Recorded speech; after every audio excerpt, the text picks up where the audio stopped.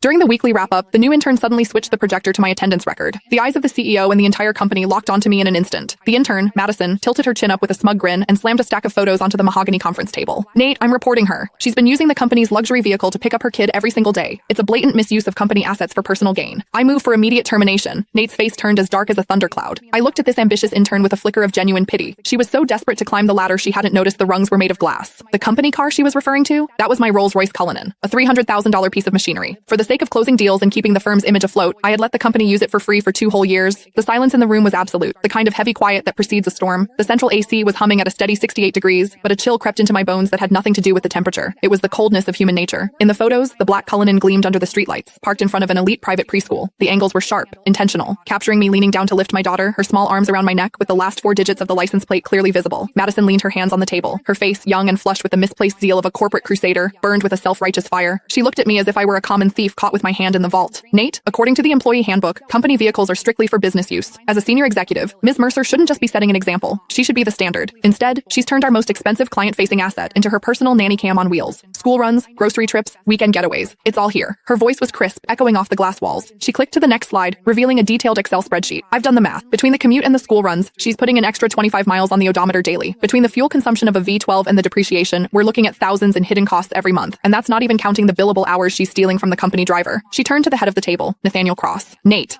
was my college classmate. He was the founder of this firm. In the early days, when he couldn't even cover payroll, I was the one who dipped into my savings to keep the lights on. Later, when we needed to project an image of success to land the big fish, my 5-year-old BMW didn't cut it. Without a second thought, I brought in the Cullinan I'd bought myself as a 35th birthday present, a car I'd owned for less than a month. I told him back then, take it, use it. We need the clients to see we're already in their league. That temporary favor had lasted 2 years. I paid for the gas. I paid the insurance premiums. I covered the maintenance. Sometimes when the driver was overwhelmed, I even drove to JFK myself to pick up VIPs. Everyone in this building knew that car was mine, or at least they should have. But looking at Nate now, there was no defense in his eyes. His brow was furrowed, his fingers drumming rhythmically on the table, a nervous habit he had whenever he was weighing his own interests against someone else's. Diana, Nate finally spoke. His voice was low, coated in a professional coldness that felt like a slap. The evidence Madison provided, is it true? I stared at him, my heart skipping a beat. Is it true? 2 years ago, when he begged me for the car to save face, he said, Diana, I'm so sorry to ask this of you. As soon as we're in the black, I'll buy you a brand new one. 1 year ago, when the cash flow dried up, I used that car as collateral for a bridge loan so he could pay his staff. He told me then, Diana, this car is the company's lifeline. It's your badge of honor. And now, he was asking me if it was true. I scanned the room. George, the sales manager, had used that very car last week to pick up his mother-in-law from the hospital, bragging on Instagram about company perks. Now he kept his head down, intently studying his legal pad. Sarah from HR, who asked for the keys every other month for supplies but really just wanted to cruise with her boyfriend, was looking at me with a sneer as if I were a white-collar criminal. It turns out that in the face of profit, kindness isn't just cheap, it's invisible. What do you think, Nate? I asked. My voice was calmer than I expected. Nate avoided my gaze. The photos speak for themselves. Diana,